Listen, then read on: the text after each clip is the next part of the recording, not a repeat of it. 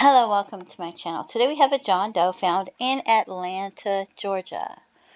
And I think about Atlanta, Georgia, and I think there's an airport there, a main airport. Was there a main airport back in 1980 for people who traveled? Or, could somebody have been on vacation? Because it's a big city. And then it was December 19th, 1980 when they found him. Estimated age could be 50 to 70 years old. Estimated PMI says months, but it said estimated year of death says 78 to 1980. Estimated height, about 6 foot tall, about 175 pounds. And it said estimated to be about between 50 and 70 years old. He was found in a wooded area. Mandible missing and most bones were recovered. Lower denture found nearby. Upper jaw edentulous. A bus ticket suggested he may have been in Panama City, Florida. A picture of a young girl was found in his wallet. See photos. An item was found which read H.R. Bow Dyeing and Finishing. Fragments of a handwritten letter were also found that read Dear Dad and was signed with love from Pam T. Dwight or Pam and Dwight. So it sounds like he could have had a child named Pam or Dwight, right? Gray or partially gray hair, blonde gray hair. So you think they would have found out who this was. A blue shirt, blue work pants, shirt size is 16.5 by 34, brown belt on the body. So we're going to go to the images. And there's a picture of the girl, right?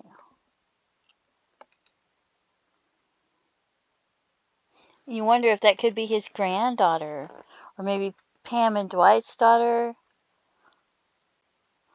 Or if it was Pam maybe when she was a child. I don't know. So there's that picture he had with him. So we're going to look at some missing persons. We have, it says Walker Bruce. Missing since January 21st, 1980 from Nashville, Tennessee. He was 64 years old, about 6 foot tall, about 190 pounds. Last seen by his daughter, but it doesn't give a name, at his house at 1110 West Trinity Lane in Nashville, Tennessee on January 21st, 1980 at about 2:30 p.m. when his daughter returned at approximately 10:30 a.m. She found the front door of the house open and he was missing. So, gray work shirt and pants. Let's see who else is there. Olin Guy Kirby. And like I said, it could have been somebody traveling or on vacation. So, it could be somebody that's not even reported missing or not in the list anywhere. But these are just some missing people. Olin Kirby was born in 1929. He was about 5'11", about 240 pounds. Short black hair, blue eyes, nicknamed Guy. Limp on right leg, slurred speech. He traveled by foot throughout Shelby County selling mason shoes. He was known to accept rides when offers. He always returned home each day but failed to return March 13, 1975. According to investigators, right before sunset, he was spotted in Shelby in a truck with a group of people who are all now deceased. In the evening, he was last seen in the area of SR 25 near Clara. According to Guy's niece, he had plans that evening to visit a revival that had come to the Alabaster area. I wonder, how did everybody else... Oh, did something happen to everybody else? Is that why they're all deceased? Or did they die of old age? I don't understand. Why are they all now deceased? Not enough information there, is there? Okay, then we have Charles Robert Romer, and he went missing in the area of Brunswick, Georgia, so I can't see him being in that area, but I decided to leave him in. He went missing April 8th, 1980, 73 years old, about 5'11", 205 pounds.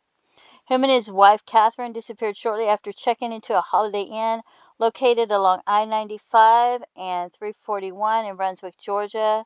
They were traveling from their winter home in Miami, Florida, which means that he might have been in Florida, to their home in Scarsdale, New York, in their car. The couple checked into a hotel Tuesday, April 8th, 1980, 3:51 p.m. They took their belongings to the room around 5 p.m. An officer recalled seeing the couple's car near a group of restaurants, and then about an hour after they registered. So then they never went back to the room. They don't know what happened to them. They've never been found. So, and they had children, but I don't know what their children's names are. Then we have Roy Frank Laney. He went missing July 11th, 1980. Buford, Georgia. He was 45 years old. Estimated to be only 5'7" to 5'9", so it's probably not him, but I left him in here. I really don't think there's any way it could be him. He was reported to have injuries caused by a fight, being hit with a bat, so I don't see how he could get that far, but brown hair, hazel eyes. And let's see who else there is. Lewis Boggs, all the way in Baton Rouge. So these are going to be further away. Louisiana, January 29th, 1979, 67 years old, about 6 foot tall, 180 pounds. Last seen at a bar he owned on Florida Boulevard. Gray, partially gray hair, brown eyes. Upper, lower dentures. Missing unknown left finger. Tan button-up collared sweatshirt and green pants. Let's see. We have Orban Lee Doral. I don't know if I pronounced that correctly. January 18th, 1978. Missing from Missouri.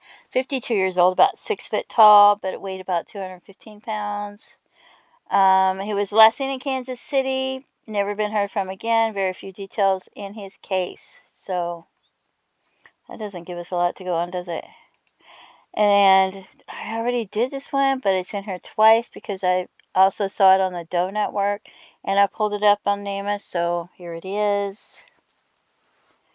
Let's see. He was last seen at his Florida Boulevard bar where he received a telephone call the day he disappeared. He talked for a while, then hung up and left to run an errand. Never been heard from since. His stepson, Clifford E. Lewin, was found a short time after the disappearance, sleeping in Boggs' car in Florida. A bloody knife and shovel were in the trunk, and he was charged with killing his stepfather. After trial, he was acquitted. He was the first person in Louisiana to stand trial for a presumed murder in which nobody had been found. Boggs was a retired construction worker whose hobby was his lounge. He was there every morning at 6 a.m. to make coffee for his regular customers. Wow. That's sad.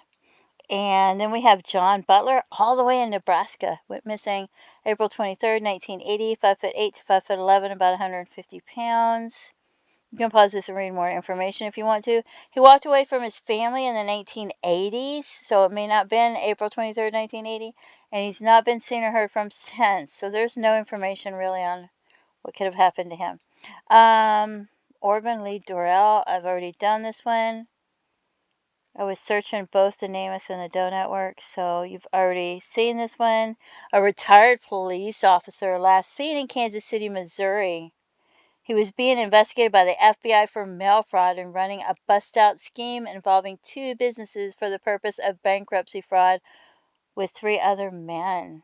His car was found parked at a hotel near the airport.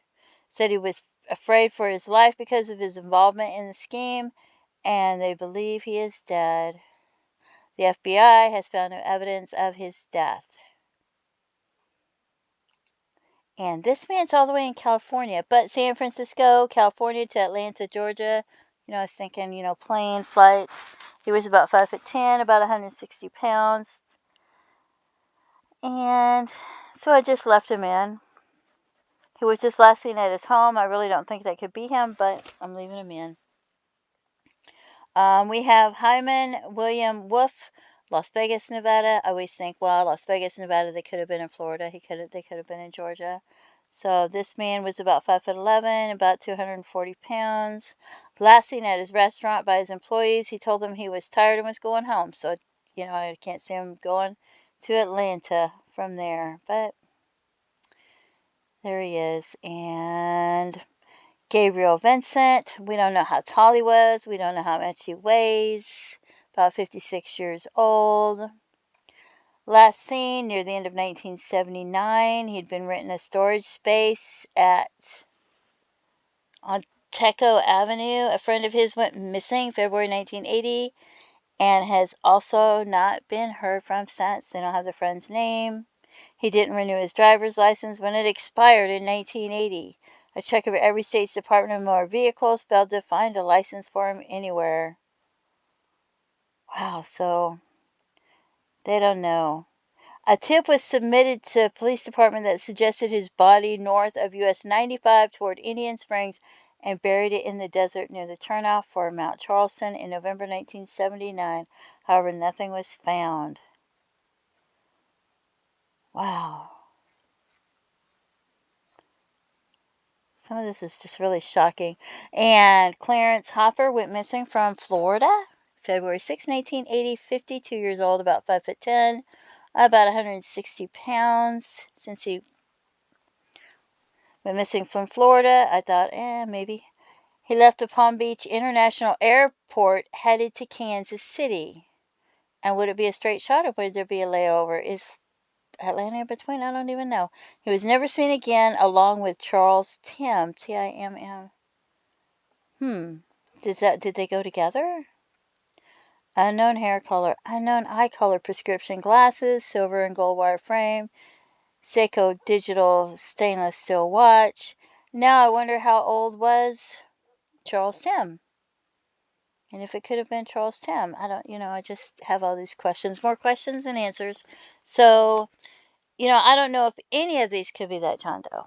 It could be somebody completely different, but there's the video today. If you have any information about who this John Doe might be, especially, with the name Pam and Dwight or Pam Dwight, you think that would, and the photo of the girl, right? You think that right there would be enough for somebody to know who it was. But so far, no. So anyway, don't forget to pray for his family, his loved ones. If you have any information about who this might be or what might have happened to any of those missing persons, please contact authorities and let them know. You never know what might be important and what might help them. So feel free to leave comments and have a blessed day. Bye-bye.